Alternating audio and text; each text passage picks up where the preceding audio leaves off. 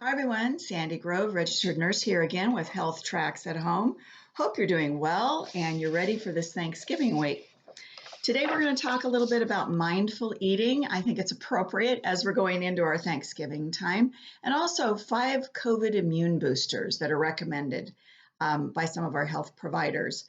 So I thought we could include that advice as well so that we are making sure we have a bountiful harvest for Thanksgiving Day. As always, I get my information from reliable sources, but as you know, things can change from week to week, day to day. We've seen that in San Diego County with the changes related to our uprising COVID. If you have any questions, please contact your physician about whether things that I present are appropriate for you. So, what is mindful eating? Mindful eating is eating with intention and attention. So, paying attention to what we eat. Eating with intention is caring for ourselves, being purposeful when we eat when we're truly hungry, eat to meet our body's needs, eat with the goal of feeling better. That's intention.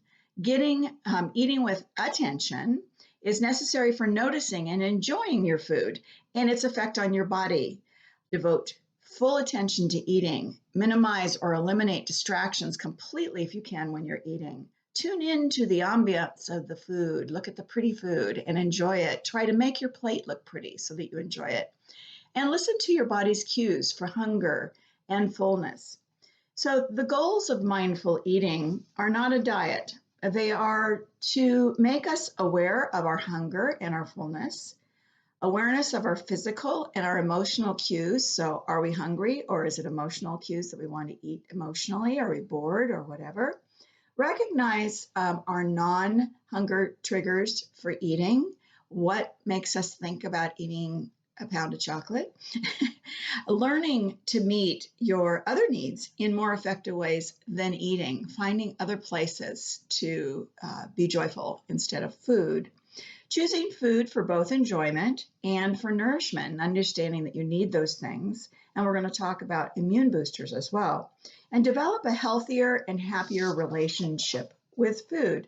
This broad application makes this mindful eating very powerful, and it's a tool for a healthier and happier relationship with food, and therefore to boost your immune system. So this is coming from the Center for Mindful Eating.org. Mindful eaters don't eat until they're full. So we want to pay attention. Full is overused, and we want to pay attention. We eat until, mindful eaters, I include myself in that, until they're no longer hungry or they feel satisfied. Your body will give you a cue. The food will not taste as good, and you'll all of a sudden go, oh, it's time to stop. So do not be part of the clean plate club. 2, mindful eaters pace themselves. They slow down. They enjoy the food. We live in a world that stresses fast, fast, fast. And so mindful eaters slow themselves down and try to check their pace. 3, mindful eaters are choosy. We make sure that we eat those things that are healthy and good for us, good for our bodies, good for our immune systems. Mindful eaters are forgiving and flexible. If you overeat and you binge on a bag of chips or a box of cookies, you forgive yourself and you go on, because the next day is a new day. You enjoy what you enjoy. Mindful eaters tend to gauge their hunger first before taking a bite, and they ask themselves, am I truly hungry? And what am I feeling right now? Is it my feelings that are causing me to go to food, or am I hungry? You stop at the cupboard door and ask those questions. Mindful eaters break out of old habits. They pay attention to those things that have caused problems in the past and create new ones. So devote more energy towards new ideas and new ways of eating. I challenge you to try eating one undisturbed meal with nobody with you, all by yourself. Just enjoy the food. No music, no nothing. It's really life affirming, and it is very challenging. So one of the things I'm going to teach you is 5-5-5-5-5 exercise. This comes from eatingmindfully.com, and it's to help us combat emotional eating, which we would like to not do during this time. So get out a piece of paper and write down 5 people, 5 ways to relax, 5 places you would go, 5 things, and you say to yourself, and then 5 activities to distract you. So the first one is 5 people, friend, parent, etc. You can call when you're feeling down and you want to eat a whole bag of chips. 5 ways to relax. Write a list that works for you. Reading a book, taking a shower, watching a movie, whatever. 5 places you go to calm down, whether it is your backyard or a quiet room or somewhere that makes you feel relaxed. 5 things you can say to yourself. I can do this. I want to change. I want to not eat this bag. I can have one, etc. Those words. 5 activities to distract yourself, especially if it's emotional hunger. Do a puzzle, watch a movie, etc. Hang this in an easy place to access, like on your refrigerator or your cabinet door. And it takes about 5 minutes to stop. That's the asking that question. Am I truly hungry? Or is this emotional eating? And can I satisfy it some other way? It'll keep us on the right track. So UC Davis Health has done an article on 5 immune boosters to help you be healthy amid the COVID-19 outbreak. And I think all of us can use this. This comes from a registered dietitian. The first thing is make sure you're getting vitamin A, beta carotene. This is found to help our intestines and our respiratory system, which we know is affected by COVID. So some vitamin A rich foods are carrots, sweet potatoes, spinach, broccoli, and red bell peppers. Those red and orange things stand out as vitamin A. Vitamin C, we know this, we've been told for years, it stimulates formation of antibodies, so it protects our body. That's the citrus fruits and the strawberries, the red bell pepper and kiwi. They're all high in vitamin C. Vitamin E, this nutrient neutralizes free radicals, those things we've been told are bad for us, and works as an antioxidant. Some things that are full of vitamin E are those vegetable oils that are good for you: olive oil, avocado oil, walnut oil, nuts, seeds, and avocado. Zinc. Zinc, as we have heard many stories about zinc, whether it's good or not, zinc deficiency has been linked with an immune dysfunction. So we want to make sure we eat foods that are up there in zinc, which is beans and seeds and nuts and good meats and poultry and seafood. That's where you get your zinc. The last one is protein. We have specific amino acids in protein. They're essential for T cell formation.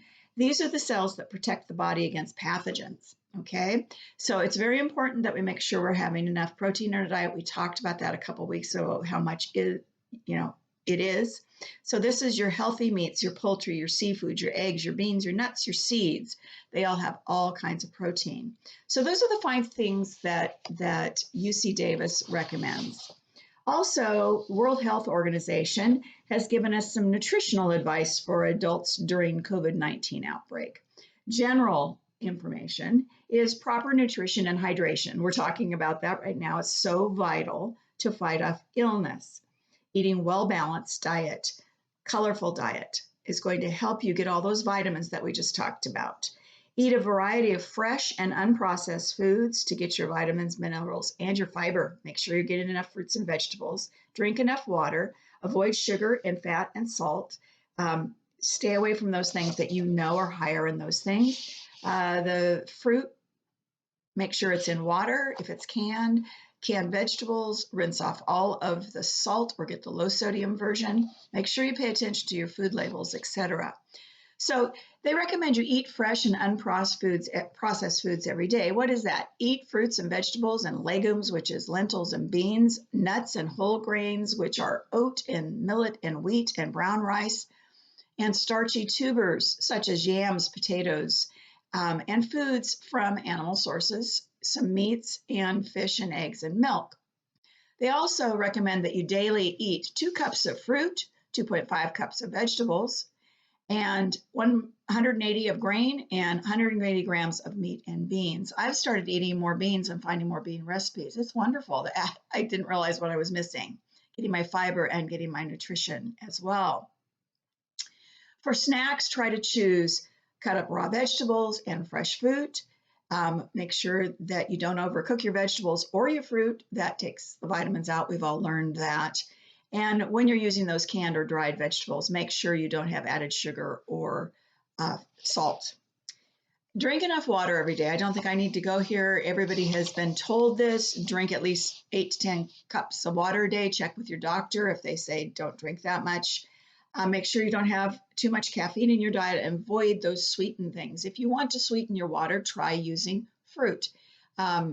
Grinding up some watermelon is really good. That's one of my favorite things to put with water to give a sweetness. And then I'm also getting one of my fruit servings as well. So also eat a moderate amount of good fats and oils. We talked a lot about unsaturated fats. That's your avocado and your nuts and your olive oil and sunflowers, etc. And stay away from those saturated fats that are in meat, etc. Decrease those. Your plate should be half vegetables, a quarter of those grains and seeds, and a quarter of the protein. So should have definitely a variety of vegetables on that plate. Make sure you choose that white meat. We've talked about that before. No processed meats. Avoid those things with trans fats. Look at your labels. It's now listed on there. So the bad fats are listed on anything you might get that's processed. Eat less sugar and salt. We want to limit our salt intake as we get older to less than 5 grams per 1 teaspoon for the entire day. Yeah, so really watch your salt intake. Avoid snacks that are high in salt and sugar. You can eat so much more vegetables than you can a muffin. And we'll talk about portions probably next week after Thanksgiving. Also, avoid eating out. That is the recommendation now, excuse me, from the World Health Organization, because they are now recommending from them at least a meter between yourself and anyone who's eating, because sneezing, coughing, sputum is coming out when you're eating, and do not share food. And droplets from infected people can be on the things that are being passed back and forth. And as we know this, most of our outbreaks in San Diego County have been at restaurants and bars. So eating is a problem. Picking up the food and taking it away, that's okay. But they recommend you don't eat out. So that's in the newest article that I found. We haven't been told that in the state of California yet, but it's probably smart if you have any kind of immune compromised and you're over 65. Then also include counseling and psychosocial support. As we have talked in the past, people are under a lot of stress related to COVID. Proper nutrition and hydration help improve our health and our immunity so that we could fight it if it came our way. But it's not a magic bullet for some of the emotional things that are going on. People living with chronic illnesses, this is kind of frightening that we're being told if we get COVID, we may not survive. So I'm trying to help you do as much as you possibly can by doing these immune boosters, eating lots of fruits and vegetables, those things that are healthy for you, getting your natural vitamins, and staying away from those things that we know can decrease our, excuse me, ability to fight, such as sugar. I love sugar. I love candy. I love desserts. But the more sugar that you eat, you increase your risk for fighting viruses. So at this time, in moderation, get your sweets from fruit. It's really a good way to get some sweets. One of my favorite desserts is raspberries and a little bit of peanut butter. Try it. It's lovely. So I hope that this has been helpful. Excuse me, my allergies are kicking up, so I'm really into boosting my immune system. Hope that as we are headed in the right direction towards health and boosting our immune systems and doing the best we can to help fight COVID if it comes our way. I hope and pray that you have a good Thanksgiving. Enjoy your food. Make it colorful so that everybody can enjoy. As always, I obtain my information from reliable sources. We've had a few today. And if you have any questions, please contact your healthcare provider. But until next time, stay safe, wash those hands, wear a mask, social distance. Please do not have big parties for Thanksgiving. And stay healthy. Eat those foods that we know boost our immune system, and eat well. Enjoy your food, enjoy your time, and be thankful for what God has given you. You take care, and God bless. Happy Thanksgiving.